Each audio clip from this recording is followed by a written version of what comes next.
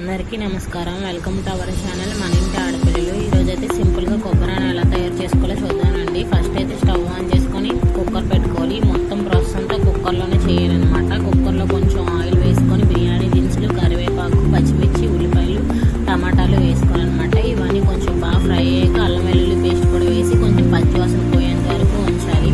ఇవన్నీ బాగా ఫ్రై అయ్యాక 1.5 గ్లాస్ రైస్ తీసుకొని నేనైతే వాటితో పాటు ఫ్రై చేశాను. మీరు మీ క్వాంటిటీకి తగినట్టు తీసుకోవాలి. ఇంకా ఇది ఫ్రై అయ్యేలోపు సైమల్టేనియస్గా కొబ్బరి పాలు రెడీ చేసి పెట్టుకోండి. ఇలా 1.5 గ్లాస్ బియ్యానికి 3 గ్లాసెస్ ఆఫ్ కొబ్బరి పాలు సరిపోతాయి అన్నమాట.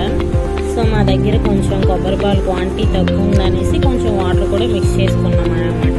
ఇంకా ఇందులో టేస్ట్కి తగిన సాల్ట్ వేసుకొని బాగా కలుపుకొని మీ టేస్ట్ చూసుకొని ఇంకా కుక్కర్ మూత పెట్టేసుకోవడమే. ఇంకా కుక్కర్ 2 విజిల్స్ వచ్చాక స్టవ్ ఆఫ్ చేసుకొని బాగా మిక్స్ చేసుకొని ఇంకా సర్వ్ చేసేసుకోవడమే. చూసారు ఎలా వచ్చిందో. దీంతో పాటు సైడ్ డిష్కి ఏదైనా మసాలా కర్రీ ఉంటే బాగుంటుంది. Thanks for watching. Subscribe to our channel మన ఇంటి ఆడపిల్లలు.